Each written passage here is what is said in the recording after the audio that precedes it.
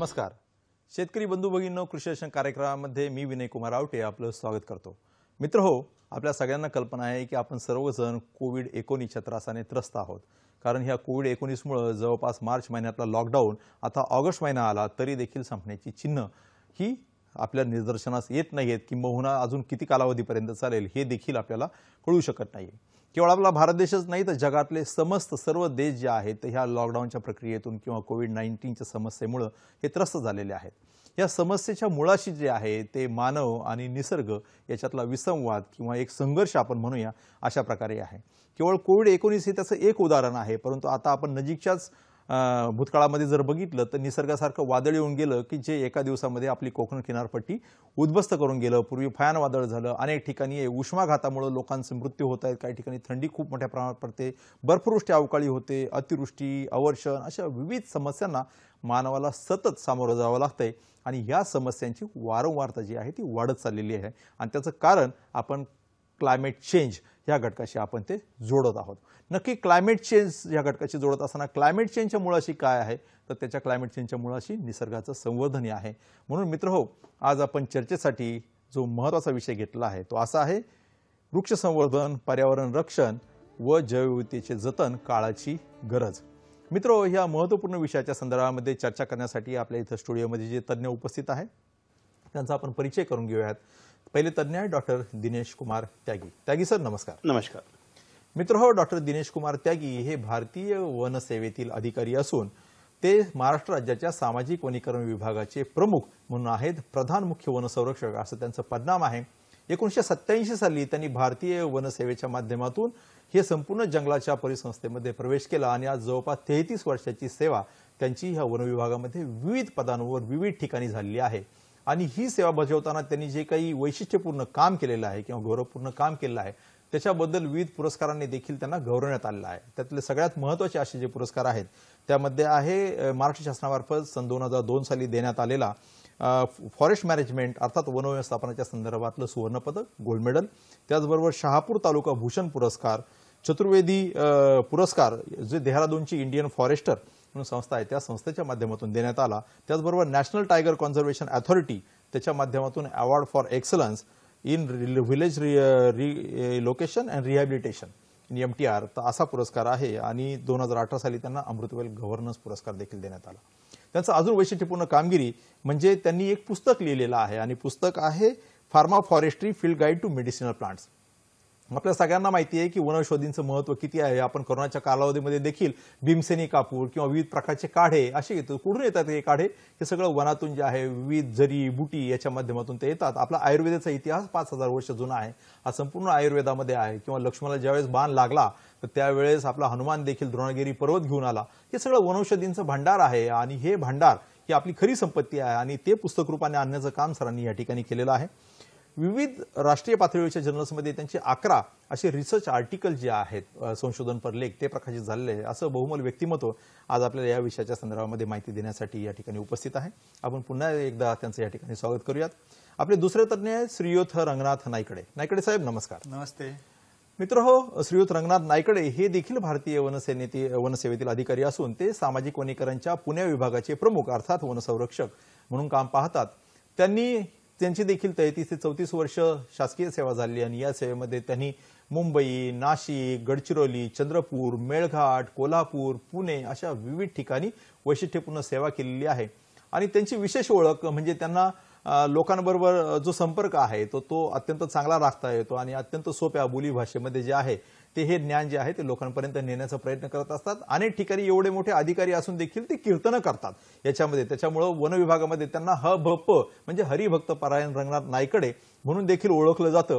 आणि ते अत्यंत कीर्तनाच्या स्वरूपातून किंवा विविध माध्यमांच्या स्वरूपातून वनांचं महत्त्व जे आहे ते लोकांपर्यंत नेण्याचा प्रयत्न करतात. त्यांची या सेवेला जी आहे ती शासनाने देखील आणि त्याचबरोबर लोकांनी देखील समाजाच्या विविध घटकांनी त्यांचा गौरव केला आहे आणि त्यांना विविध पुरस्कार मिळालेले आहेत. त्याच्यापैकी काही ठळक म्हणजे साने गुरुजी स्मृती पुरस्कार, युवा गौरव पुरस्कार, वारकरी संप्रदायामार्फत त्यांना पुरस्कृत करण्यात आलेला आहे आणि एन्व्हायरमेंट लीडरशिप पुरस्कार असे पुरस्कार त्यांना मिळालेले आहेत. त्यांनी 2 पुस्तकं देखील या संदर्भात लिहिली आहेत ज्याच्यामध्ये MPSC म्हणजे महाराष्ट्र राज्य जे आहे सेवा याच्या संदर्भातलं जे आहे पब्लिक सर्व्हिस कमिशन त्याच्यामार्फत ज्या सेवा म्हणजे विद्यार्थ्यांसाठी जे आहे तर त्यांच्यासाठी कृषी घटक 1 आणि कृषी घटक 2 अशी पुस्तकं जी आहेत ती लिहिलेली आहेत आणि त्याचबरोबर जे काही बालचमू आहेत किंवा हे आहेत तर त्यांच्यासाठी त्यांनी हे वन्य प्राण्यांच्या गमती जमती अशा प्रकारचं एक छोटंसं छानसं असं पुस्तक देखील लिहिलेलं आहे. त्यांचं देखील मार्गदर्शन आपल्याला या ठिकाणी उपयुक्त ठरणार आहे. मित्र, आपल्या कल्पना आहे की आजचा कार्यक्रम हा फोन इन लाईव्ह स्वरूपाचा कार्यक्रम आहे. म्हणजे या विषयाच्या संदर्भामध्ये आपल्या मनामध्ये काही शंका असतील, काही प्रश्न असतील तर ते थेट फोनद्वारे या ठिकाणी तज्ज्ञांना विचारून त्यांचं निरसन करून घेऊ शकता. या कार्यक्रमामध्ये आपला सहभाग आपण नोंदवू शकता. संपर्कासाठी आमचा दूरध्वनी क्रमांक असा आहे 24908050 किंवा 24988050. मुंबई बाहेरील प्रेक्षकांनी फोन करण्यासाठी किंवा मोबाईल धारकांनी संपर्क साधण्यासाठी 022 हा यशस्वी क्रमांक लावा. तर मित्र, आता आपण चर्चेला या ठिकाणी सुरुवात करूयात. सर्वप्रथम त्यागी सर, पुन्हा एकदा आपले या ठिकाणी स्वागत करतो. आणि हे जे काही वृक्ष आहे किंवा वन आहे याचं नेमकं मानवी जीवनामध्ये किंवा संपूर्णच या निसर्गाच्या पर्यावरणामध्ये ह्या मानवी समाजाच्या भविष्यामध्ये काय योगदान आहे आणि काय महत्व आहे? जर जीवन शब्द आपण बघितलं तर त्याच्यामध्ये वन सम्मिलित आहेत. आता जी आणि वन, कारण जीवन जे आहे ते वनांशिवाय शक्यच नाही. आपल्याला मानवाला जे जे प्राथमिक गरज आहे, प्राथमिक गरज आपली काय आहे की प्राणवायू. आता कोविड-19 हे चाललेलं आहे. कोरोनाच्या काळात आपल्याला ऑक्सिजनची व्हॅल्यू किती आपल्याला कळतो आणि व्हेंटिलेटर बाबत जसं हॉस्पिटलमध्ये हे मारामारी आहे. तर हे आपले जे झाड आहे किंवा वन आहे ते नैसर्गिक व्हेंटिलेटर्स आहे, आपल्याला ऑक्सिजन देतात. प्राणवायू, पाणी आणि अन्न, वस्त्र, निवारा हे मानवांसाठी आवश्यक आहे. त्याच्याबरोबर जे आपले जनावर आपण म्हणतो, गाय आहे, म्हैस आहे, वन्य प्राणी आहेत, त्यांना जर वस्त्र सोडले तर त्यांना सुद्धा अन्न आणि निवारा आपल्याला त्यांना म्हणजे आश्रयस्थळ आणि खाण्यासाठी खाद्य पाहिजे. तर हे सर्व गोष्ट आपल्याला वृक्षापासून आणि वनापासून भेटतात. वन काय की हे फक्त झाडांच्या समूह नाही आहे, ते एक इकोसिस्टम आहे. तिथे जैविक आणि अजैविक घटक आहेत आणि दोघांच्या हे तालमेल आपण जसं म्हणतो. अजैविक घटक मध्ये प्राणवायू आली, आपला पाणी आला.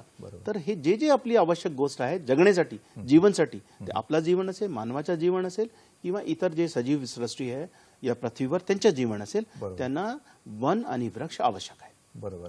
नायकडे साहेब, की तुम्ही मगाशी परिचय करून देताना सांगितली तुम्हाला जे काही वारकरी संप्रदाय आहे म्हणजे ज्ञानेश्वर असतील, तुकाराम असतील, एकनाथ असतील, यांचा तुम्ही अभ्यास केलाय, संत जनाबाईंचा अभ्यास केलेला आहे. तर नेमकं आपल्या जे काही पूर्वीचे जे काही ग्रंथ संदर्भ आहेत त्याच्यामध्ये वनांचं महत्व तत्कालीन त्यावेळेस तर वन भरपूर होतं, तरी देखील वनांचं महत्व कोणत्या प्रकारे त्यांनी विशद केलेलं आहे, काय सांगता येईल? अगदी बरोबर आहे. आपल्याला कल्पना आहे का भारतामध्ये, विशेषतः आपल्या देशामध्ये, राज्यामध्ये आपल्याला फार मोठा धार्मिक वारसा लाभलेला आहे, सांस्कृतिक वारसा लाभलेला आहे.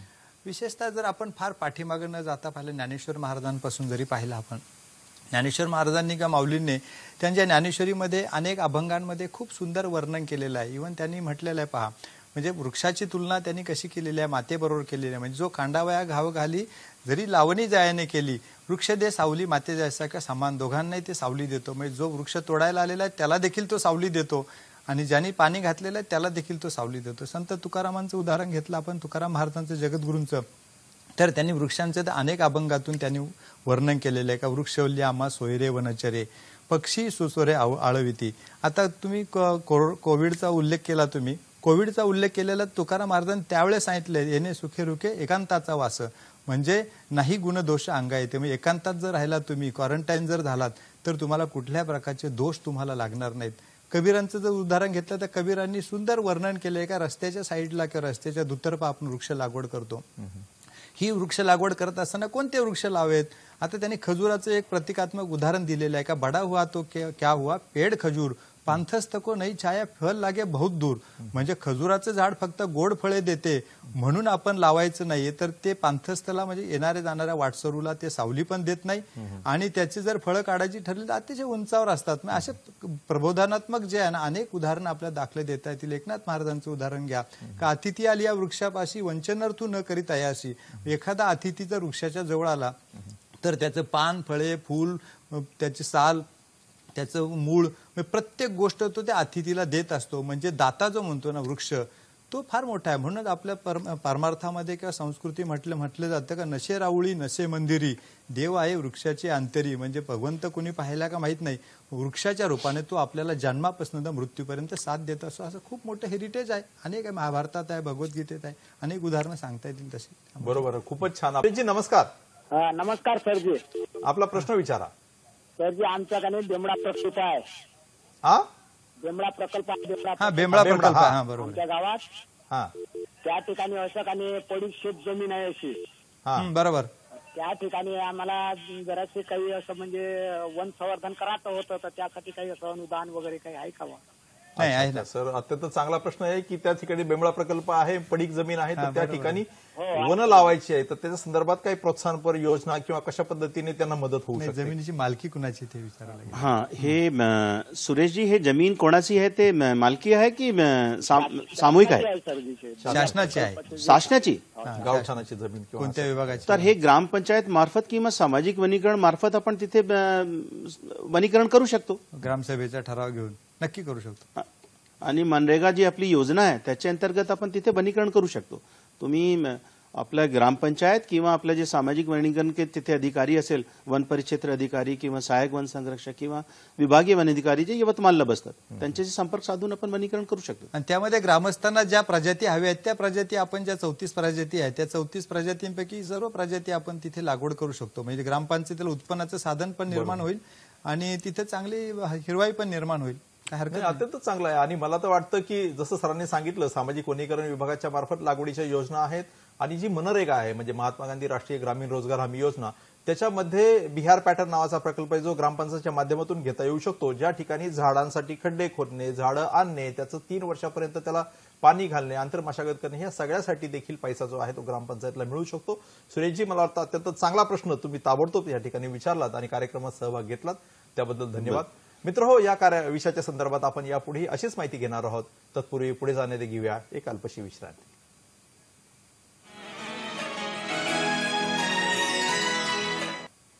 नमस्कार. ब्रेकनंतर पुन्हा एकदा आपलं स्वागत करतो. मित्रांनो, आजचा आपला चर्चेचा विषय आहे तो आहे वृक्ष संवर्धन, पर्यावरण रक्षण व जैवविविधतेचे जतन, काळाची गरज. आणि या विषयाच्या संदर्भातले माहिती देणारे तज्ज्ञ आहेत डॉक्टर दिनेश कुमार त्यागी व श्रीयुत रंगनाथ नाईकडे. आपण ब्रेकवर जाण्याच्या पूर्वी काही विषयांवर चर्चा केलीत. सर, की आता आपण बघतोय की ह्या वनांमुळे जे आहेत ग्लोबल क्लायमेट चेंज आला आपण म्हणतो, त्याच्यामध्ये प्रदूषण, अतिवृष्टी, तापमान वाढ, जागतिक हवामान बदल, या संदर्भामध्ये नेमकी वस्तुस्थिती काय आहे, कशा पद्धतीने सांगता येईल? आता जेव्हा आम्ही वातावरण संतुलन किंवा निसर्ग संतुलन म्हणतो, त्याच्यामध्ये वृक्ष आणि वनांचा फार महत्वाचा योग आहे. आता तुम्ही आता प्रदूषणमध्ये आमच्याकडे जे एक वायुमंडल आपण म्हणतो, त्याच्यामध्ये नायट्रोजन, ऑक्सिजन आणि इतर गॅसेस आहे. मेजर जे कंपोजिशन आहे ती नायट्रोजन आणि ऑक्सिजनचं आहे. नायट्रोजन काहीतरी 78% आहे आणि ऑक्सिजन काही 21% आहे. जर इतर गॅसेस, कार्बन डायऑक्साईड आहे, कार्बन मोनोडायऑक्साईड आहे, नायट्रोजन डायऑक्साईड्स आहे, यांच्या जर कंपोजिशन वाढला तर आपण याला वायू प्रदूषण म्हणतो. ध्वनी प्रदूषण आहे. आता डीजे विजे वाजवतात त्यांच्या ध्वनी प्रदूषण आहे. पाणीमध्ये सुद्धा प्लास्टिक आहे, कचरा आहे, इकोलाई बॅक्टेरियाज आहे. आता ते कोविड व्हायरसमुळे आला, तसे भरपूर व्हायरस आहे. तर वायू प्रदूषण, जल प्रदूषण किंवा आपण हे जसं म्हणतो ते प्रदूषण आहे.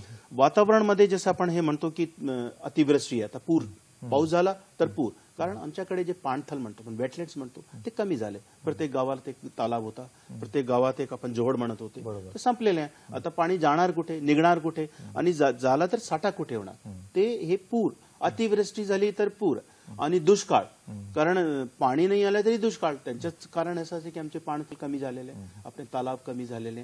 आता क्लायमेट चेंज जे आपण जसं म्हणतो की वातावरणाचे टेम्परेचरमध्ये वाढ झालेली. टेम्परेचरमध्ये वाढ कसं झाली की 2.5 डिग्री तर ऑलरेडी वाढलेला आहे. अच्छा. आता ते जे चाललेलं आहे की 1.5 डिग्री पासून ते जास्त वाढू नये यांच्यासाठी धावपळ चाललेली आहे. मला वाटतं की जे युनोने मिलेनियम गोल सेट केले त्याच्यामधला हा प्रमुख गोल आहे. 1.5 म्हणजे आता त्यांचं काय आहे की जे ग्रीन हाऊस आपण म्हणतो, ग्रीन हाऊस मेजर काय आहे ते कार्बन डायऑक्साईड आणि कार्बन मोनोडायऑक्साईड आहे. आणि हे काय आहे की प्रदूषण, तुमची गाड्या, vehicle, scooters, industries, thermal power plants आहेत, किंवा आम्ही सुद्धा जे आपण जे विकास आपण ज्यांचं म्हणतो, तर हे कार्बन डायऑक्साईड, कार्बन मोनोडायऑक्साईड हे गॅसेस येतात. ते वर जाऊन ते गॅसेस लेअर तयार करतात आणि जमीन पासून जे हीट रेडिएट होतात ते पुढे जात नाही, ते इथेच राहतात. त्याच्यामुळे टेम्परेचर वाढतो. आता पॅरिस 2015 मध्ये आपले माननीय प्रधानमंत्रीजी सुद्धा तिथे गेले होते. त्यांनी हे कमिट केलं की भारत 1.5 डिग्री सी जे टेम्परेचर मध्ये आता वाढ अपेक्षित आहे त्यांच्यापेक्षा आपण कमी करणार. आणि त्यांची योजना काय, म्हणजे कसा कमी करणार? वृक्षांच्या लागवड. कारण कार्बन डायऑक्साईड ऍब्झॉर्ब करणारा किंवा आपण जे कार्बन डायऑक्साईड सिक्वेस्ट्रेशन म्हणतो, बरोबर. ते फक्त झाड आहेत. बरोबर. तर जितके झाड, जितके वन आमच्याकडे जास्त होणार, तितकी कार्बन डायऑक्साईड आपण ऍब्झॉर्ब करू शकणार. आता जे जागतिक पातळीवर जर आपण म्हटलं तर 650 गिगा टन्स कार्बन डायऑक्साईड वनांमध्ये आहेत. बरोबर. भारतमध्ये काहीतरी 7,000 मिलियन टन्स आहेत. महाराष्ट्राचा जर प्रश्न धरला तरी आपण काहीतरी 500 मिलियन टन्स कार्बन डायऑक्साईड आमचे जंगलमध्ये, वनांमध्ये ठेवलेली आपली, ऍब्झॉर्ब करून ठेवलेली आहे. तर हे जर आपल्याला अतिवृष्टी, दुष्काळ किंवा आपण प्रदूषणवर जर मात करायची तर प्रदूषण बघा, सर्वात प्रदूषित शहर भारतमध्ये आहेत जागतिक पातळीवर. गुरगाव, दिल्ली सर्वात प्रदूषित. इव्हन आपला पुणे किंवा मुंबई सारखे शहर जे आहे ते सुद्धा प्रदूषित आहे. तर त्यांच्यावर मात करण्यासाठी आपल्याला जंगल आणि वृक्ष आवश्यक आहे. वृक्ष एकमेव अशी फॅक्टरी आहे जगात जे ऑक्सिजन देतात आणि कार्बन डायऑक्साईड ऍब्झॉर्ब करतात. कशासाठी? आपले बाकीचे फल आहे, फूल आहे, लाकूड आहे, त्याच्यामध्ये ते कार्बन डायऑक्साईड ऍब्झॉर्ब करून स्टोर करतात. म्हणजे वाईट घेऊन ते उलट चांगलं देतात. बरोबर. म्हणजे प्रोटीन, कार्बोहायड्रेट्स आणि मिनरलच्या स्वरूपात कार्बन डायऑक्साईड करून देतात. राईट. आपल्याला सर वाशिमवरून श्रीयुत राहुल हे आपल्याला काही प्रश्न विचारू इच्छितात, तो प्रश्न घेऊया. राहुलजी नमस्कार. हॅलो. हॅलो. हा राहुलजी नमस्कार, आपला प्रश्न विचारा. तर सर मला त्यागी सरांना एक प्रश्न विचारायचा होता की जी फॉरेस्ट डिपार्टमेंटची जमीन आहे त्याच्यामध्ये जर कोणी तणनाशक वगैरे असं मारलं तर ते चालते का? कारण की फॉरेस्ट डिपार्टमेंटची जमीन आहे त्याच्यामध्ये विडीसाइड अगर किसी ने मार दिया तो चलता है क्या? नाही. नाही म्हणतात ते विडीसाइड्स म्हणजे कशासाठी हे ते वापरतात, त्यांच्या हे आहे म्हणजे त्यांचा उद्देश काय आणि विडीसाइड्स काय आहे, त्यांचे दुष्परिणाम. कारण इतर ते वन्य प्राणी असेल त्यांच्यावर दुष्परिणाम होऊ शकतो, ते वॉटर बॉडी असेल त्याच्यावर होऊ शकतो. तर ते बघून आपल्याला सांगता येईल. आता सर ते मग त्याच्यावर कारवाई करता येईल का आपल्याला ज्या लोकांनी मारलं त्याच्यावर? तुम्ही जे जमीन आहे, जे जंगल जमीन आहे, तिथे आपले वाशिममध्ये वन परिक्षेत्र अधिकारी म्हणजे जिथे जमीन आहेत त्यांच्याशी संपर्क साधून त्यांना हे कंप्लेंट करू शकतो. तिथे काही जर जंगल जमिनीवर काही प्रदूषण करत असेल, ते विडीसाइडचे नावाने असेल किंवा काही कीटनाशक वगैरे काही स्प्रेड करत असेल तर तुम्ही त्याच्यावर हे कारवाई करण्यासाठी त्यांना हे सांगू शकतो. बरोबर. गावात ग्रामपंचायत करू नाही शकत सर त्यांना? नाही. ग्रामपंचायतची जमिनीवर ते ग्रामपंचायत मालकीची आहे, ते म्हणजे वन जमीन असेल तर ते वन विभागाची मालकीची आहे. त्याच्यावर आपल्याला कारवाईसाठी कायद्यामध्ये तरतूद आहे. राहुलजी अत्यंत चांगला प्रश्न विचारात. नायकडे साहेब, याच अनुषंगाने मला विचारायचं की कधीतरी आपण बघितलं होतं की संयुक्त वन व्यवस्थापन म्हणजे ग्रामपंचायत आणि फॉरेस्ट डिपार्टमेंट याच्या माध्यमातून जॉईंट फॉरेस्ट मॅनेजमेंट नावाचा प्रकल्प आहे. नक्की तो प्रकल्प कोणत्या स्वरूपाचा आहे, त्यातून ह्या राहुलच्या प्रश्नाचा काही परामर्श घेता येऊ शकतो? नाही, अगदी बरोबर आहे. कारण काय, शेवटी कसं आहे, हे जंगल हे एका पिढीकडून दुसऱ्या पिढीकडे हस्तांतरित करायचं आहे. ही सर्व शासकीय मालमत्ता आहे. आम्ही फक्त त्याचे ट्रस्टी आहोत. मग नागरिक असेल, ग्रामपंचायत असेल किंवा शासकीय अधिकारी असेल, सर्वात महत्वाचा हा जो ठेवा आहे हा जनतेचाच आहे. जनतेने सांभाळायचा आणि जनतेच्या पुढील पिढीसाठी हस्तांतरित करायचा आहे. मग 1992 पासून आपण संयुक्त वन व्यवस्थापन समिती म्हणजे याच्यामध्ये कसं बरेच कायदे आपण केले. मग पोलीसचे कायदे असतील, कुठले कायदे असतील, वनांचे कायदे असतील, कायदे अंमलबजावणी करण्यासाठी, अंमलात आणण्यासाठी लोकांचा सहभाग त्याच्यामध्ये फार आवश्यक आहे. लोकांचा सहभाग जोपर्यंत आहे ती कुठलीही शासकीय योजना असो तिचं यशस्वीतेकडे ती जात नाहीये. विशेषतः वनांच्या बाबतीत मग संरक्षण असेल, संवर्धन असेल, त्याची लागवड असेल, या सर्व बाबतीत लोकांचा सहभाग फार अत्यंत आवश्यक आहे. दिसतंय आपल्याला या ठिकाणी बिलकुल. कारण काय, त्यामध्ये कसं आहे, मग शाळा, कॉलेजेस, अशासकीय संस्था, ग्रामस्थ, अनेक शासकीय अधिकारी सुद्धा त्याच्यामध्ये, अनेक कार्यालय आहे, प्रत्येकाचा सहभाग त्याच्यामध्ये आवश्यक आहे. हा आवश्यक असण्यासाठी गावातील मग सर्व जे काही लोक आहे, ग्रामस्थ, त्यांच्या ग्रामसभेमधून आपण त्याची निवड करतो आणि त्याच्या ग्रामसभेतून निवडलेली व्यक्ती हे आमच्या संयुक्त वन व्यवस्थापन समितीचे अध्यक्ष असते. आणि मग आमचा जो वनपाल आहे तो त्याचा सदस्य सचिव असतो. मग त्याच्यामध्ये अनेक सदस्य असतात. यांनी ते सर्व स्थानिक पातळीवर त्याचं नियोजन करायचं आहे. त्या वनांचं जे संवर्धन म्हणजे जशी कुऱ्हाडबंदी, चराईबंदी, आगबंदी सर्व हे करून त्या संवर्धन करून मग त्याचा जे फायदा जो आहे त्याचा फायदा त्या ग्रामसभेला होतो किंवा गावातील ग्रामपंचायतीला होतो. मग त्याच्यामध्ये आपण मग सभा मंडप असेल, गावातील विकासाची कामं त्यांच्या माध्यमातून होतात. मला सांगायला इथे आनंद होतो का राज्यातील अनेक ग्रामपंचायती आहेत, अनेक ग्रामसभा ज्या आहेत, अनेक गावं जे आहेत, ह्या आमच्या संयुक्त वन व्यवस्थापन समितीच्या माध्यमातून. या ठिकाणी फोटो दिसतोय टेलिव्हिजन. हा बरोबर.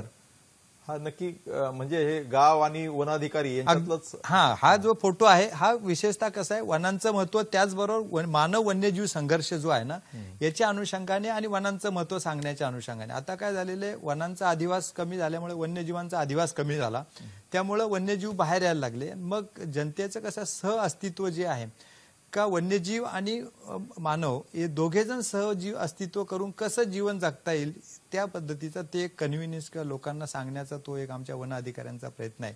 आणि मग त्यामध्ये जसं आपण कास पठार असेल, ठोसेघर असेल, अनेक ग्रामपंचायत, अनेक ग्रामसभा जे आहेत किंवा अनेक ग्रामस्थ जे आहेत, ह्या आमच्या संयुक्त वन व्यवस्थापन समितीच्या माध्यमातून अनेक गावामध्ये विकासाची कामं झाल्याची अनेक उदाहरणं आहेत. म्हणून त्यामध्ये कसं आहे, मानव पण राहायला पाहिजे, मानवाला प्राधान्य आहे, तसंच वन्यजीवांना देखील प्राधान्य आहे. दोघांचं सहअस्तित्व कसं राहील अशा प्रकारचा तो एक त्याच्यामधला एक चांगला उपक्रम आहे आणि त्याला चांगली यशस्वीता मिळालेली आहे. फक्त महाराष्ट्रातच नाही तर देशामध्ये अनेक ठिकाणी या संयुक्त वन व्यवस्थापन समित्यांचे कामं हे उल्लेखनीय झालेले आहेत. प्रत्येक ग्रामस्थांनी अशा पद्धतीने पुढे आलात तर वन अधिकारी आणि ग्रामस्थ या दोघांनी जर एकमेकात हातात हात घालून जर काम केलं ते वन संवर्धनाचं काम किंवा जतन करण्याचं काम यशस्वीरित्या होऊ शकतं. अत्यंत चांगल्या पद्धतीने तुम्ही ते सर विनयजीचे मानव वन्यजीव संघर्ष आपण जसं म्हणतो, कारण काय की प्रकृतीमध्ये सहअस्तित्व आणि संघर्ष हे इनबिल्ट आहे. कारण आपण जर जगायचे आपल्याला तर दोघा संघर्ष सुद्धा करावाच लागतं आणि सहअस्तित्व. कारण संघर्ष केव्हा होणार की जेव्हा अन्न आणि निवारा दोन महत्वाची गोष्ट आहेत, त्यांच्यासाठी वन्य प्राणीला आश्रयस्थळ पाहिजे आणि मानवाला सुद्धा पाहिजे, मानवाला सुद्धा खाद्य पाहिजे आणि वन्य प्राणीला सुद्धा पाहिजे. तर यांच्यासाठी संघर्ष आहे. और जर आपल्याला जगायचे तर संतुलन ठेवावं लागेल, सहअस्तित्व ठेवावं लागेल. आजची परिस्थिती अशी आहे की आपले जंगल कमी होत चाललेले आहे, पॉप्युलेशन वाढली. आज आमची पॉप्युलेशन किती आहे, आज जनसंख्या आमची आहे काहीतरी 132-33 कोटी पर्यंत. 1960 मध्ये आपण फक्त 40 किंवा 45 कोटी होते. आता इतकी मोठी जनसंख्या वाढली पण आपला जंगल नाही वाढला. जंगलचा वाढण्याचा रेट काहीतरी 0.5% आहे. आपली जे जनसंख्या वाढते 1.5%.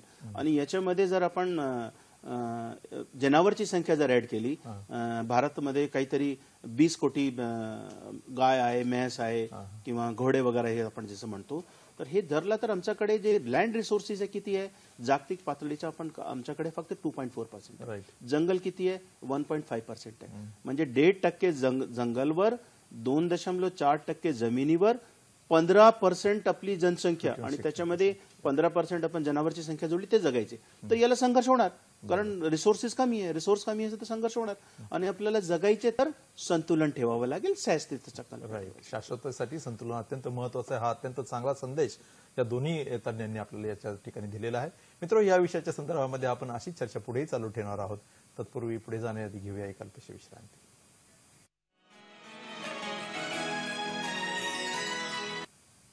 ब्रेकनंतर पुन्हा एकदा आपलं स्वागत करतो. मित्र हो, आजचा आपला चर्चेचा विषय आहे तो आहे वृक्ष संवर्धन, पर्यावरण रक्षण आणि जैवविविधतेचे जतन, काळाची गरज.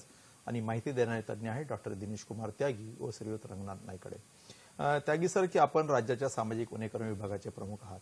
आपण ह्या विषयावर चर्चा केली की आता हा जो काही क्लायमेट चेंज वगैरे होतोय तो मनुष्याला हानिकारक आहे आणि त्याच्यावर एकमेव उत्तर आहे ते आहे वृक्षांची लागवड. तर वृक्षांची लागवड करताना काय काळजी घ्यावी, म्हणजे ज्यावेळी जैवविविधता आपण म्हणतो त्यावेळेस एकाच प्रकारचे वृक्ष लागवड करून चालणार आहेत का, विविध प्रकारचे वृक्षांचा लागवडचा अंतर्भाव केला पाहिजे, याच्यावर काय मत आहे आपलं? आम्ही जे वृक्ष लागवड करतो त्यांच्या उद्देश काय, जर आपल्याला उद्देश आहे वातावरण का संरक्षण किंवा संतुलन करायचे तर आपल्याला विभिन्न प्रजाती, स्थानिक प्रजाती आपण जसं म्हणतो ते लावायचे. आता जैविक विविधता म्हणजे काय की जैविक विविधतामध्ये जितकी लिव्हिंग प्रजाती आहेत, म्हणजे जिवंत प्रजाती आहे, ते पीक असेल आपली, ते वन्य प्राणी असेल, ते मानव सुद्धा असेल त्याच्यामध्ये. तर जैविक विविधतामध्ये आज जागतिक पातळीवर काहीतरी 2.5 लाख प्रजाती नोन आहे, आयडेंटिफाईड स्पीशीज आहे 2.5 लाख. त्याच्यापैकी भारतमध्ये 45,000 प्लांट स्पीशीज आहे आणि 65,000 आपले अॅनिमल स्पीशीज आहे. सर, आपण या विषयावर चर्चा चालू ठेवूया. तत्पूर्वी फक्त एक फोन घेऊया आणि बायोडायव्हर्सिटीवर चर्चा चालू ठेवूया. चालेल. दिनेश जाधव नांदेडवरनं काही प्रश्न विचारा, बराच वेळपासून ते वेटिंग करतायत. दिनेशजी नमस्कार, आपला प्रश्न विचारा. सर नमस्ते सर. नमस्कार सर, आमच्या हिमायतनगर नांदेड जिल्ह्यामध्ये सर. Hello sir. हा, बोला बोला, आवाज ऐकू येतोय. सर, आपल्या नांदेड जिल्ह्यामध्ये आमच्या सामाजिक वन विभागाला झाडं लावलेली सर. हा, आणि ते सर झाडं लावलेले सर फार छोटे लावली सर. बर, म्हणजे चालू वर्षी लागवड केली आणि छोटी झाडं लागवड केली असं आणि ते म्हणायचं. झाडं सर संपूर्ण मरून गेली सर 2019 मध्ये लावलेले सर. अच्छा, गेल्या वर्षीची. हा, गेल्या वर्षी लावलेले. बर. आणि त्याला निंदन केलेलं नाही सर, खत नाही, काही नाही, म्हणजे बिलकुल असं काहीच नाही. आलं लक्षात आलं सर. त्याची नोंद घेतील मला वाटतं. आणि सर त्यांचा प्रश्न असा आहे उद्याला सर भेटलो पण होतो एकदा ऑफिसला आलते. हा, हो सर. नाही ठीक आहे, काय हरकत नाही. तुमची त्यामध्ये समस्या लक्षात आली. नांदेडमध्ये त्यांनी गेल्या वर्षी लागवड केलेली आहे. आणि त्यांनी फार कमी आमच्या याची रोपं नांदेड लावली. जिल्ह्याला मनकावर साहेब होते. व्यवस्थापन व्यवस्थित न केल्यामुळे. दिनेशजी, ते उलट चांगले आहे. एक जागरूक नागरिक म्हणून आपण हे सूचना केलेली आहे. हे जे लागवड आपली झालेली आहे, माझं नाव सुद्धा दिनेश आणि आपला सुद्धा नाव दिनेश आहे. तर आपण काय करतो ना, दरवर्षी आपण 2 वेळी जिवंत रोपांची टक्केवारी काढतो. म्हणजे जे झाड लागवड केली होती 3 वर्ष आपण ठेवतो, मई मध्ये काउंट करतो आणि ऑक्टोबर मध्ये परत हे काउंट करतो. तर जे तुम्ही जिथे म्हणतात ज्या साईटवर असा झाला असेल की झाड लावलेले आहे पण सध्या काहीच नाही, त्या साईटचं गावाचं नाव किंवा आमच्याकडे सांगितलं तर आपण ते चॉक्सी करून घेऊ. सर आमच्या इथं बोलतो आमच्या आणि गावात वटफळ जातं. जर आपला कर्मचाऱ्याने दुर्लक्ष केलं असेल तर त्यांच्या विरुद्ध कारवाई करू आपण. आणि जर ते नैसर्गिक कारणामुळे ते मेले असेल तर आपण हे या पावसाळ्यात सध्या सुरू आहेत, परत आपण झाड लावून मळली भरून घेऊ. आणि ते आपल्या अंदाजपत्रकमध्ये तरतूद असतात.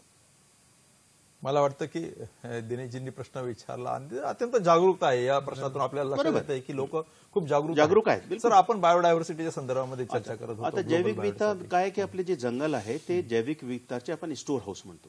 कारण आपले जिथे संरक्षित क्षेत्र म्हणतो आपण, अभयारण्य आहे, राष्ट्रीय उद्यान आहेत, तिथे हे जैविक विविधताचे स्टोर हाऊस आहे. आज जर आपण पृथ्वीवर किंवा जागतिक पातळीवर म्हटलं तर आमच्या पृथ्वीचं जे क्षेत्र आहे ते काहीतरी 510 मिलियन चौरस किलोमीटर आहे. त्याच्यापैकी फक्त पृथ्वी काहीतरी 150 मिलियन चौरस किलोमीटर आहे. बाकी पाणी आहे, समुद्र आहे. आणि जंगल फक्त 40 आहे, 40 मिलियन चौरस किलोमीटर. ते किती आहे?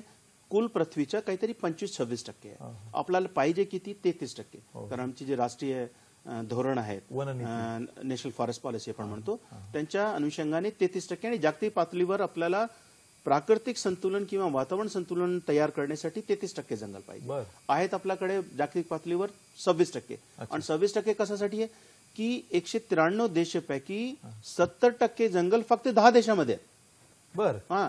त्याच्यामध्ये रशिया आहेत, ब्राझील आहेत, कॅनडा आहेत, अमेरिका आहेत आणि भारत सुद्धा आहे. भारतचा नंबर 10वा आहे.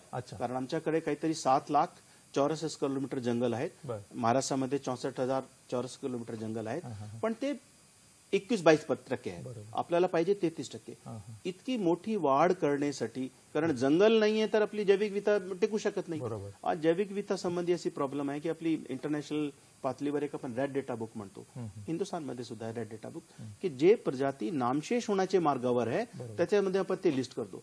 48 प्रजाती भारतमध्ये अशी आहेत, मॅमल्सची प्रजाती म्हणतो, स्तनधारी आपण जसं म्हणतो. त्याच्यामध्ये वाघाबद्दल सर्वांना माहिती आहे. टायगर आहेत, आपला एलिफंट आहेत, राहिनो आहेत, आसाममध्ये राहिनो आहेत. आणि आपले महाराष्ट्राला एक पक्षी आपण ऐकला असेल, मालडोक नावाचा पक्षी. हो, मालडोक अभयारण्य देखील आहे त्याचं, नाणेज म्हणजे सोलापूर डिस्ट्रिक्ट मध्ये.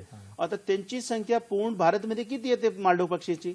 आपल्याला शॉकिंग लागे 200 पक्षी राहिलेले. आता 200 पक्षी किती दिवस चालणार? तर हे अशी भरपूर प्रजाती आहेत जे प्राकृतिक असंतुलनमुळे नामशेष होण्याच्या मार्गावर आहे. तर आपल्याला जंगल वाढवायचे. जर जैविक विविधता आणि जैविक विविधता कमी झाली तर काय होणार की आपली पीक आपण जसं म्हणतो ऍग्रिकल्चर क्रॉप यांची जर प्रोडक्टिव्हिटी वाढवायची तर आपल्याला जैविक विविधता पाहिजे, जेनेटिक बेस पाहिजे. जेनेटिक बेस जर नाही राहिला तर यांना इम्प्रूव्हमेंट होणार नाही. म्हणून आपला जंगल संरक्षण, संवर्धन आणि वृक्ष लागवड आवश्यक आहे. बरोबर.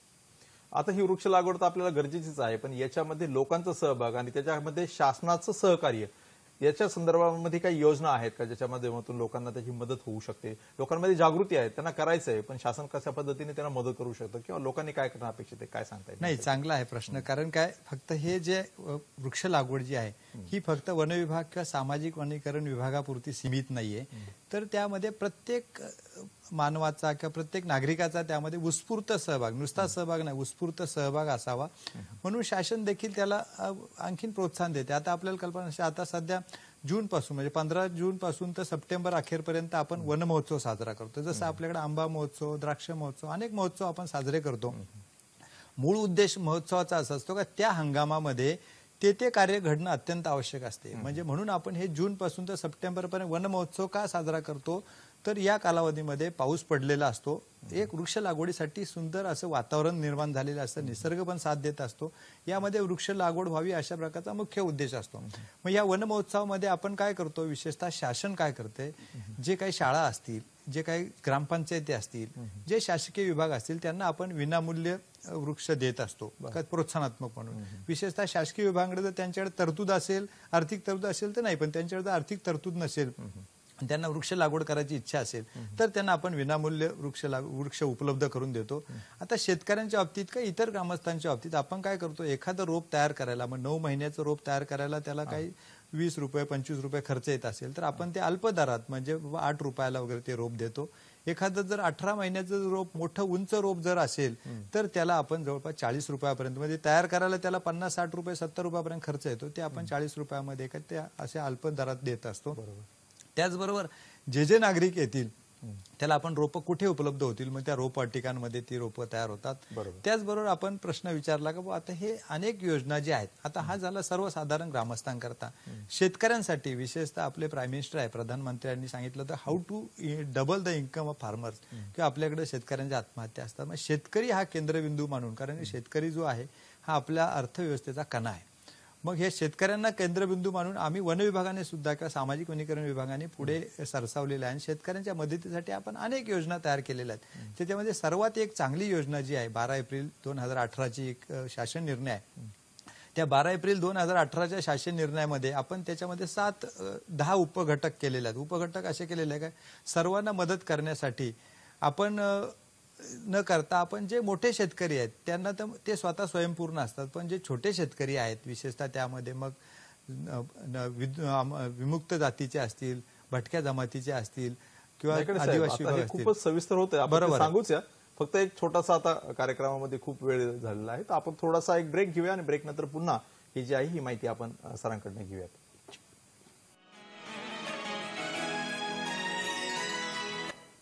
नमस्कार. ब्रेकवर जाण्याच्या पूर्वी आपण नायकडे सरांकडनं समजून घेत होतो की जे काही वनसंपदा किंवा जैवविविधता वाढवण्याच्या दृष्टिकोनातून सामाजिक वनीकरण विभागाच्या काही योजना आहेत ज्याच्या माध्यमातून समाज पुढे येऊ शकतो आणि योजनेच्या माध्यमातून त्यांना आर्थिक पाठबळ लाभू शकतं, तर त्याच्या संदर्भात माहिती देत होतो. नायकडे साहेब, आपण त्याच्या संदर्भामध्ये माहिती द्यावी, कोणत्या पद्धतीने शासन सहकार्य. नाही, मी सांगत होतो का बा शेतकरी केंद्रबिंदू मानून किंवा ग्रामस्थ केंद्र मानून शासनाने अनेक उपक्रम राबवलेले आहेत. त्याच्यामध्ये मी शेतकऱ्यांसाठी जो 12 एप्रिल 2018चा शासन निर्णय आहे जो आपण रोजगार हमीच्या अंतर्गत करतो, त्यामध्ये आदिवासी समाजाचे काही शेतकरी असतील, नंतर विमुक्त जाती, भटक्या जमाती आणि विशेषतः त्यामध्ये अपंग असेल किंवा मग आपल्याकडे FRA म्हणून आहे, जे वन हक्क जे मान्य केले जातात त्या जमिनींचे पट्टे ज्यांच्याकडे आहेत ते शेतकरी आहेत.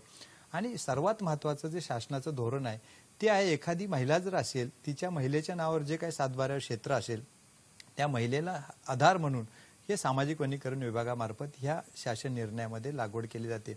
त्यामध्ये त्या शेतकऱ्याचं संमती घेऊन मग त्यामध्ये शेतकरीच लागवड करतो, पण त्यामध्ये पाण्याची प्रोविजन असेल, संरक्षणाचे असेल किंवा उंच रोपांची प्रोविजन असेल, हे सर्व आमच्या सामाजिक वनीकरण विभागामार्फत केले जाते. त्याचबरोबर एक कन्या वन समृद्धी योजना एक शासनाने गेल्या वर्षी आपण जाहीर केली. त्यामध्ये कन्या वन समृद्धीमध्ये आपण काय करतो, जसं आपण महिलांचं जे प्रमाण आहे किंवा मुलींचं जे प्रमाण आहे त्याच्यामध्ये हळूहळू कमी होत चाललेलं आहे. मग त्याला अजून प्रोत्साहनात्मक म्हणून आपण 10 वृक्ष कन्या वन समृद्धीमध्ये देतो त्या शेतकऱ्याला. तर ज्या शेतकऱ्याच्या घरी कन्याचा जन्म झालेला आहे त्याला आपण 10 वृक्ष देतो. त्या 10 वृक्षामध्ये 5 वृक्ष फळझाडे असतात, 5 वृक्ष मग सागवान किंवा इतर प्रजातीचे स्थानिक परिस्थिती विचारात घेऊन ते दिले जातात. का जेणेकरून मुख्य उद्देश असा आहे का त्याचं स्वागत व्हावं, जी मुलगी 18 वर्षाची झाल्यानंतर ह्या झाडांच्या उत्पन्नातून तिचं पुढलं शिक्षण असेल, मग विवाह संबंधी असेल, अनेक प्रश्न त्याच्यातून थोडेफार हातभार दिसत आहेत. महिलांच्या कडेवर कन्या आहे, अगदी बरोबर आहे, त्याला हातभार लागावा हा एक उद्देश आहे. त्याचबरोबर आपण 1 मार्च 2018ला आणि 16 मार्च 2018ला असे 2 शासन निर्णय केले. त्यामध्ये विशेषतः रानमाळा पॅटर्न किंवा त्यामध्ये निसर्गाची जोपासना हीच ईश्वराची उपासना ह्या शीर्षकाअंतर्गत आपण 2 हे केले की बाबा वृक्ष लागवडीमध्ये जसं पिणे वालों को कुछ बहाना चाहिए, तर वृक्ष लागवड करण्यासाठी काय करता येईल. मग त्याच्यामध्ये अनेक प्रसंग जे आहेत, जसं शुभमंगल वृक्ष, मुलीचा विवाह झाला किंवा मुलाचा विवाह झाला, त्या विवाहाच्या प्रत्यर्थ आपण वृक्ष लागवड करून तो एक आनंदी सोहळा स्मरणात ठेवतो, किंवा स्मृतिवृक्ष, एखाद्याचं दुःखद निधन झालं कुटुंबातील माणसाचं घटकाचं, तर त्याची स्मृतीसाठी आपण एखादा वृक्ष लावतो. एखादा आनंदाचा क्षण असेल, व ट्रॅक्टर घेतला, मुलगा मेरिटमध्ये आला, 10वीला 12वीला मुलगी मेरिटमध्ये आली, तर त्या आनंदाच्या क्षणाची आपण आठवण म्हणून एक आनंद वृक्ष आपण लावतो.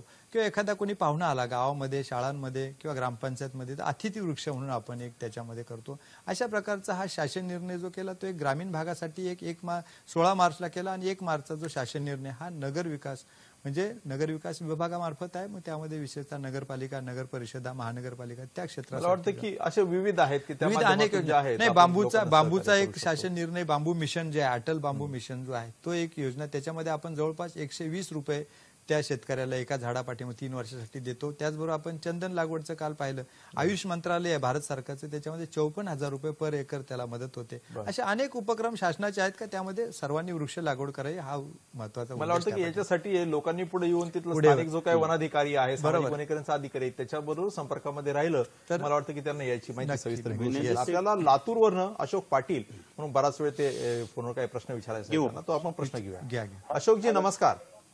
हो नमस्कार. पाटील साहेब, हा बोला, आपला प्रश्न विचारा.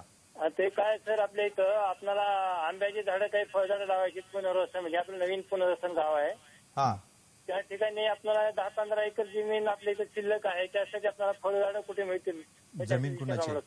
जमीन कुणाची? आंब्याची झाडं लावायची. जमीन कुणाची आहे? जमीन पुनर्वसन आहे सर, पूर्ण पुनर्वसनासाठी तुम्हाला मिळालेली आहे. पुनर्वसनासाठी मिळालेली जागा नाही नाही, मालकी त्यांचीच आहे. 10-15 एकर आहे जमीन, आणि त्याच्यात त्यांना आंब्याची झाडं लागवड करायची. मला वाटतं की आपण वनांच्या संदर्भात ज्यावेळेस बोलतोय तर त्यावेळेस फळझाडांची लागवड हा देखील आहे. मी तुम्हाला सांगतो, तुम्ही तिथं स्थानिक जे तालुका कृषी अधिकारी आहेत, अर्थात ही फळांची लागवडीची संबंध आहे म्हणून सांगतो की त्यांच्याशी संपर्क साधला तर तुम्हाला 2 योजना आहेत. एक तर भाऊसाहेब फुंडकर फळबाग लागवड योजना, आणि दुसरी जी आहे ती मनरेगा अंतर्गत फळबाग लागवड योजना. या मनरेगा अंतर्गत फळबाग लागवड योजनेमध्ये जवळपास 24 प्रकारची फळझाडं आहेत की ज्याच्यामध्ये तुम्ही अगदी 66,000 पासून तर 2,30,000 पर्यंत जे आहे मापदंड त्याचे मंजूर आहेत. त्यासाठी तुम्हाला जॉब कार्ड लागेल, आणि ग्रामपंचायत मंजुरीचा ठराव घेऊन तुम्ही स्थानिक तालुका कृषी अधिकाऱ्यांना संपर्क साधला तर मला वाटतं की तुमच्या प्रश्नाचं निराकरण होईल. या ठिकाणी मित्र हो, वृक्ष संवर्धन, पर्यावरण रक्षण या संदर्भात आपण चर्चा करतोय. या संदर्भात आपल्याला अजूनही माहिती तज्ज्ञांकडून घ्यायची आहे, पण तत्पूर्वी घेऊया एक आपण छोटीशी विश्रांती.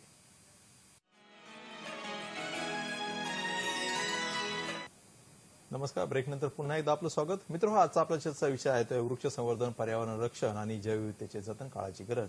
आणि या ठिकाणी तज्ज्ञ आहेत डॉक्टर दिनेश कुमार त्यागी, जे राज्याच्या सामाजिक वनीकरण विभागाचे प्रमुख आहेत. दुसरे श्रीयुत रंगनाथ नाईकडे साहेब. त्यागी सर, आपण राज्याच्या सामाजिक वनीकरण विभागाचे प्रमुख आहात. हे डिपार्टमेंट जे आहे किंवा विभाग जो आहे हा स्थापन कधी झाला, त्याचा उद्देश काय होता, आणि त्याचं ठळक अचिव्हमेंट किंवा उपलब्धी काय आहे वनांच्या विकासामध्ये, काय सांगता येईल? सामाजिक वनीकरणची स्थापना जेव्हा झाली, त्यांचा मेन उद्देश असा होता की जर आपल्याला जंगल क्षेत्र वाढवायचे तर जंगल क्षेत्र आमच्याकडे फक्त 20% आहे. आज जर आपल्या भारताच्या टोटल जिओग्राफिकल एरिया जर आपण धरला तर काहीतरी ते 32 लाख चौरस स्क्वेअर किलोमीटर आहे. तर 32 लाख पैकी जंगल जमीन ते फक्त 7 लाख चौरस स्क्वेअर किलोमीटर आहे. तर निम्मे अपेक्षा जास्त क्षेत्र जे आहे ती वनेतर क्षेत्र आहे, म्हणजे वनांचे भार आहे, ज्याची मालकी वन विभागाची नाही किंवा शासनाची मालकी नाही आहे. तर जंगल जर आपल्याला 33% वर, जे राष्ट्रीय धोरण आहे आपला वनिकी धोरण आहे की 33% वर जंगल आणायचे, तर आपल्याला वनेतर क्षेत्रावर मोठ्या प्रमाणे वृक्ष लागवड करायचे. आणि वृक्ष लागवड करताना जे शेतकरी किंवा इतर लोकांची जलाऊ लाकूड संबंधी डिमांड आहे किंवा इमारती लाकूड संबंधी डिमांड आहे किंवा औषधी आहे किंवा बाकी की जे इतर डिमांड आहे, ऑक्सिजन असेल, वॉटर कन्झर्वेशन असेल, ते पूर्ण करण्यासाठी वनेतर क्षेत्रावर मोठ्या प्रमाणे आपल्याला हरित पट्टी निर्माण करायची. तर कृषी हे 1982 मध्ये हे हळूहळू डिपार्टमेंटची सुरुवात झाली. इनिशियली ते छोटा लहानसा एक प्रोजेक्ट सुरू केला, नंतर डिपार्टमेंट झाला, आणि आज 2020 मध्ये मोठी स्कीम्स प्रत्येक राज्यामध्ये. आता महाराष्ट्रामध्ये जर आपण म्हटलं तर कृषी वानिकी नावाची स्कीम कृषी विभागाची सुद्धा स्कीम आहे. ते पण ते हॉर्टिकल्चर मध्ये आहे, फलोदन संबंधी आहे. पण कृषी वानिकी जे स्कीम आली ते त्यांच्यासाठी की जर क्लायमेट चेंजवर आपल्याला मात करायची आणि शेतकऱ्यांची इन्कम वाढवायचे तर कृषी वानिकी आवश्यक आहेत. आणि त्याच्यामध्ये 100% म्हणजे मार्जिनल फार्मरसाठी मनरेगा अंतर्गत 100% सबसिडी आहे. 3 वर्षामध्ये काहीतरी त्यांना प्रत्येक झाडामागे 503 रुपये भेटणार.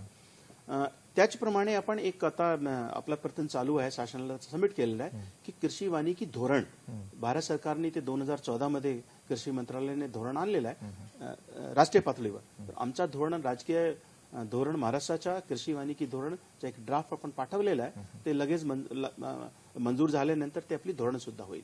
आणि त्याच्याप्रमाणे जे मोठे फार्मर्स आहेत, मोठे शेतकरी आहेत, त्यांना जर मनरेगा अंतर्गत लाभ मिळत नसेल, ही आपली कृषी वानिकी योजना जी आपले नाईकडे साहेबांनी म्हटलेली आहे की 2018 मध्ये 12 एप्रिल 2018 मध्ये जी आणलं, त्यांच्यासाठी सुद्धा आपण एक प्रस्ताव शासनाला पाठवलेला आहे. ते जर मंजूर झाली तर मोठ्या शेतकऱ्यांना सुद्धा कृषी वानिकीमध्ये अर्थसहाय्य उपलब्ध होणार. बरोबर. याच्या बरोबर जसं आपण हे म्हणतो की ग्रीन कव्हर तर एक आहेत, पर्यावरण संरक्षण जर म्हणायचे तर त्याचे इतर सुद्धा कंपोनेंट आहेत. जसं त्याच्यामध्ये मोठा जीवन, आपण जे नदी म्हणतो, नदीला जर जीवन ठेवायचे तर त्याची दोघा बाजूला हरितपट्टी निर्माण करणं आवश्यक आहे. तर की दोघा बाजूला जर शेतकरी आहे तर तिथे त्यांनी जर फलदार म्हणजे वृक्ष लागवड केली तर त्यांना हे उलट चांगला फायदा होणार. स्वच्छता त्याच्यामध्ये फार एक मोठा हे आहे. स्वच्छता, प्लास्टिकचा यूज, आता प्लास्टिकचे दुष्परिणाम कितके आले. दरवर्षी म्हणजे प्रत्येक दिवस आपल्याला 25,000 टन प्लास्टिक कचरा गोळा होतो. भारतमध्ये प्लास्टिक रिसायकल करण्याचा सर्वात मोठा हे आहे. आपण प्लास्टिक वापरतो ते काहीतरी 60% आपण रिसायकल करतो. पण आज परिस्थिती अशी आहे की प्लास्टिक आपल्याला कमी करायचे, स्वच्छता ठेवायचे, नद्यांना जीवन ठेवायचे आणि यांच्यासाठी कारण पाणीची कमतरता झालेली आहे. 1960 मध्ये आमच्याकडे 5,000 क्युबिक मीटर पाणी होता एका माणूस मागे. आज सध्या आमच्याकडे 1500 भरपूर आहेत. आपल्याकडे वेळ खूप संपत सांगण्यासारखा भरपूर आहे. पण वनेतर क्षेत्रावर हरितपट्टी कसा निर्माण करायचे, रोड साईड प्लांटेशन्स आहे, कम्युनिटी लँडवर प्लांटेशन, हे सामाजिक वनीकरणाचा मुख्य उद्देश.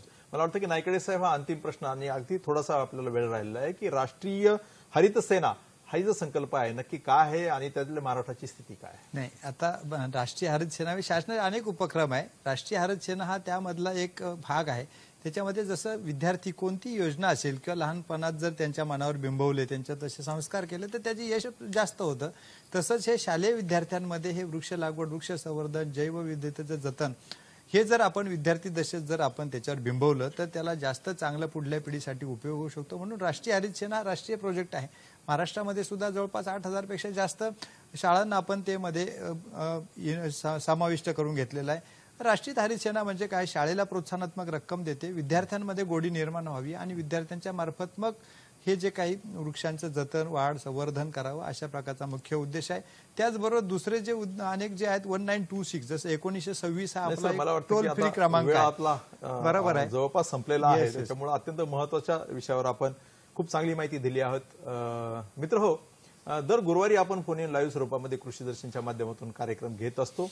पुढच्या गुरुवारी म्हणजे दिनांक 27 ऑगस्ट 2020 रोजी चर्चेचा विषय असणार आहे सेंद्रिय शेती आणि विक्री व्यवस्थापन आणि सहभाग आहे तज्ज्ञ श्रीयुत अशोक बानखेले, जे कृषी उपसंचालक म्हणून कृषी आयुक्तालय पुणे या ठिकाणावर आहे. मित्र, कृषी दर्शन कार्यक्रम आपल्याला कसा वाटला या संदर्भात आपल्या प्रतिक्रिया जाणून घेण्यासाठी आम्ही नेहमीच उत्सुक असतो. आपल्या प्रतिक्रिया पाठवण्यासाठी आमचा पत्ता असा आहे: निर्माता कृषी दर्शन, दूरदर्शन केंद्र, पांडुरंग भुतकर मार्ग, कुरवाडी, मुंबई 400030. आपण ईमेलद्वारे देखील संपर्क साधू शकता. ईमेल ऍड्रेस स्क्रीनवर आहे, कृषीदर्शन@gmail.com किंवा कृषीवार्ता@gmail.com. आपला ज्यांना कुणाला हा कार्यक्रम बघता आला नाही ते कार्यक्रमाचा मागोवा किंवा कार्यक्रम पुन्हा विविध माध्यमातून बघू शकता. जे कृषी दर्शनचं डीडी सह्याद्रीचं फेसबुक पेज आहे, युट्यूब चॅनल आहे किंवा सह्याद्रीचं जी वेबसाईट आहे त्याच्या आपण ह्या कार्यक्रमाचा मागोवा घेऊ शकता आणि आपण ह्या कार्यक्रमाचा पुन्हा देखील आपल्या सवडीप्रमाणे स्वाद घेऊ शकता. मित्र हो, आपल्या सगळ्यांना कल्पना आहे की आजच्या परिस्थितीमध्ये जे आहे ते निसर्ग आणि मानव याच्यामध्ये सुसंवाद वाढला पाहिजे आणि त्याच्याकरता जे आहे ते वनांखालचं जमिनीचं क्षेत्र हे वाढलं पाहिजे. जे 20% आहे तिथं 33% आपल्याला जायचंय आणि त्याच्याकरता प्रत्येकाची ही नैतिक जबाबदारी आहे की त्यांनी किमान 10 वृक्ष लागवड करून त्याचं जर संवर्धन जर केलं तर मला वाटतं की आजच्या कार्यक्रमाचं आणि आपल्या जीवनाचं फलित जे आहे त्याच्यातून साध्य होईल. आजच्या या महत्वपूर्ण कार्यक्रमाच्या संदर्भात या ठिकाणी आपल्याला खूप चांगली माहिती दिली त्याबद्दल आपल्या सर्वांच्या वतीने आणि दूरदर्शन सह्याद्री मुंबई याच्या वतीने या ठिकाणी मी श्रीयुत दिनेश कुमार त्यागी सर व श्रीयुत रंगनाथ नायकडे साहेब या दोघांचे या ठिकाणी मी आभार व्यक्त करतो. धन्यवाद. नमस्कार.